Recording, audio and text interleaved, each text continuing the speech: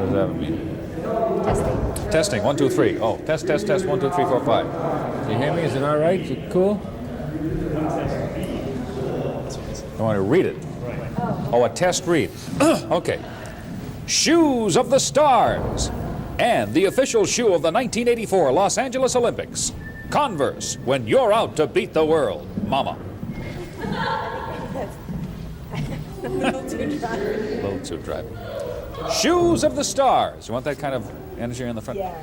Shoes of the Stars and the official shoe of the 1984 Los Angeles Olympics. Converse, when you're out to beat the world. How would it be if we said... So you got your underlined. So Yeah.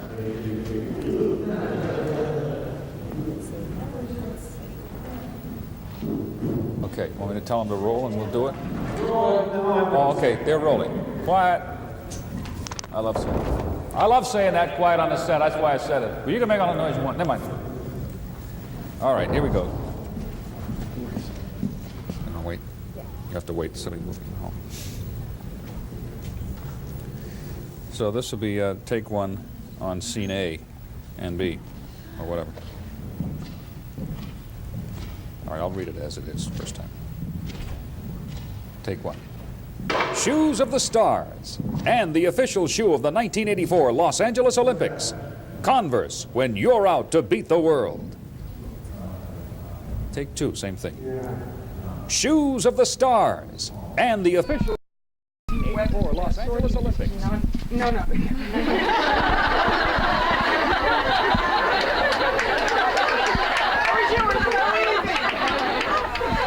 If the person is acting as if there's no way they're going to change their behavior, and especially if it's not a clod of earth but a weapon like a gun, you say, sit down, sit down. Come on. Sit I'm down. going to throw it Sit over down. the fence. Everyone sit down. Sit down. Sit down.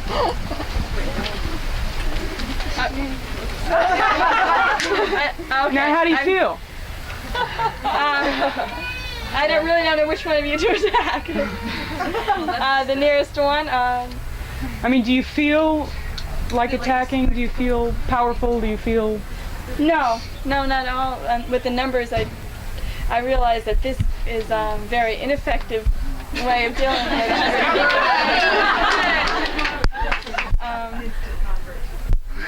I'm easily converted in these situations. I think if I were dealing with a person one-on-one, it would be much easier to harm someone than if I had, if that person had many people around me that were willing to support them. So, Yes. would this not possibly, this being entirely encircled, be somewhat more threatening than leaving that person an opening? We can't hear. You can do that. Excuse me. I was wondering if having the person entirely surrounded was such a good idea. What we're doing is not surrounding them so much as exposing them, separating ourselves from them, making them feel isolated, alone, exposed, vulnerable, dopey. They did something. Right. Now if they take an action, they're on display. Yeah. And it also separates us from a person exhibiting violent behavior to the people on the other side of the fence. This is supposed to be one of our own people. This could be whoever is there with a weapon. How would you signal to everybody? I mean, we're all in training session and listening very carefully. How would you signal and be sure that the people heard? Well, she asked, how could you signal to people to get them to sit down? What I did was go to the knee. People down. Now, if people are not cooperating, then you can say, she has a weapon. Sit down. If they are cooperating, then make sure that at some point fairly quickly you can pass through those people why it is that they're sitting down, that someone does have a weapon. It definitely diffuses the situation because it makes the person who has the weapon realize that he or she has the attention of everybody, and everybody's like respecting the fact that this person could do very much harm if they chose to. So it's kind of like acknowledging what the person, I think, with the weapon wants to do is assert a kind of power, say, listen, I have the power to harm you in a certain way, I have the power to impose my will on you, and everybody around me is now recognizing that I have this power because I have the weapon. And then what do I really want to do? Do I really want to hurt someone, or do I just want everybody to know that I have this power? There could be no anonymous doing of it after everyone has sat down. It's not just a rock appeared, you know. Right. It's not a rock incident. I'm not so convinced. I mean, I'm buying this to a certain extent because you're a very rational human being, and I think that if that person were backed, You mean stand up with the rock? if that person were backed by a whole bunch of angry friends, There were 30 of them. say we were all your friends. That's a different situation. We're talking about a single person with a weapon. You want? Come in and do it. Threaten with it. People also Can people stand up again? sitting down to get protection because you're getting lower than the weapon. What if all the townspeople are behind the curb cheering? We're not dealing with the townspeople. We are not marshals for the townspeople. We're talking about this is the demonstration. Here's the fence. She's going to throw a rock at an MP on the other side of the fence. Are we talking about one of us has a weapon? Yes. We are not marshaling the townspeople. If they have weapons, I will call the police. Well, if they come in among us, we're dealing with them, of course. But it's in the midst of our and someone with a weapon. This is the situation. So you're furious and you want to throw that. Go ahead. Can I just set it up that these are the marchers going by? Well, I'll turn around over there. And this is a much bigger group here. Okay, these are the marchers going by. Yeah. And these are my excuse me. You're not. These are my supporters. Yeah. We're standing along the side. We're watching this parade go But that's by. not the situation we're dealing with. We're dealing with a situation, as I understand, of somebody in our group. Yeah, but we might have already dealt with that. All right, go ahead. Give us the other scenario, because that could be something that we would have to deal with. Wait a minute. I think I want you to do it. See what happens. Please raise your hand so I can recognize you. Yes. She has a valid point if she's going to do a CD action and she's with an affinity group from, say, whatever, a particular state, then she is going to have supporters that want to do that CAD action and see it through too. So she has a valid point here, and I think we ought to see it through. I thought we did. They have a secret agenda to throw rocks? A civil disobedience action with supporters that's going to have a violent action intentionally? I don't think that's what we can discuss. We have to be prepared to deal with what we can expect. And you're saying that you wouldn't expect that? I wouldn't expect it. Of course, it could happen. I wouldn't expect it from an affinity group that's gone through the nonviolence training. But there could be agitated people. That's the thing. That's what I want. That's what I want to This point out. person could be a provocateur, and they could have others around them. Yes, that's true. So let's see what happens. Which one are we deal with now? So let's have. How many do you imagine? 5, 6 supporters? How many provocateurs do you want supporting this person? Are you talking about hunters? I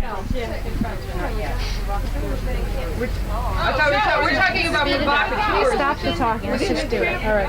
Okay, let's have 4 people coming up supporting, and you're all being inflammatory and wanting to throw And rocks. those are the marchers. Yeah. And I'm threatening the marchers. It doesn't matter. It doesn't matter. You just were convinced that if you were angry enough, this wouldn't work. And I want you to feel it. Yeah, now if I've got enough people behind me. All right, there you are. All right. All right.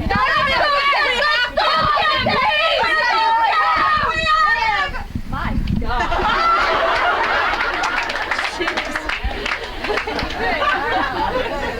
Now don't sit down yet.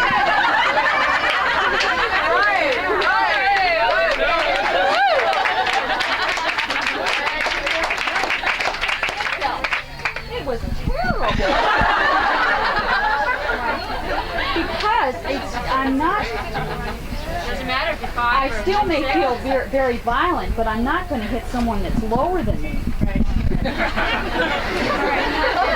like that was an act that scared people, or was that an act that created power? Oh, I felt like they had a lot of power. Even with. It felt like the bottom dropped out. Yeah. It felt like the floor fell. And it felt like my group disappeared. You did. Let's just acknowledge that group did not just disappear because they couldn't think of anything else to do. It disappeared because you created power. by acting in unison in large numbers together. Acting together in a nonviolent way creates power, and that is why I said at the beginning we are choosing the most effective political strategy there is for confrontation. This is power. And that's the job of the peacekeeper, you know? Yeah, okay.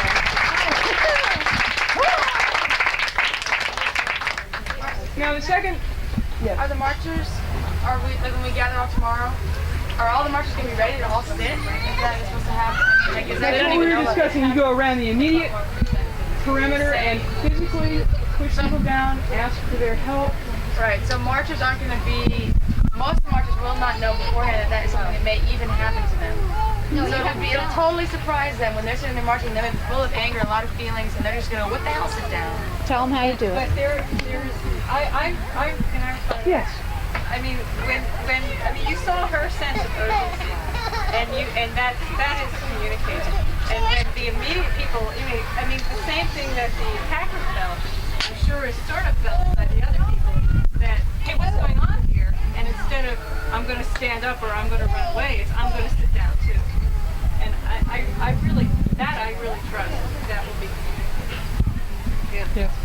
I'd like to go back to the first situation and kind of turn it around and have the one person who had the rock, when you really made a move to hit her with the rock, if you were an outside person and all the people here were crowds, not the demonstration, marchers were over there, would you also, if that person with the rock were right in the crowd, would you kind of also have some of the more understanding people in the crowd sit down also? We won't. You talking about the townspeople? Yeah, because we won't be marshaling them. Our responsibility really is. But I mean, if it comes up where somebody's got a weapon and they want to attack you, and the people behind you are way back. Maybe they're at the at the fence or something, and there's great space, because you're behind the yellow line, and and you've got all these other townspeople around.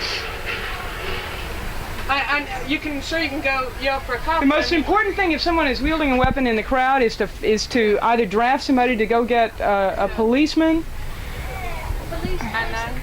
police person, or So we don't deal with that at all.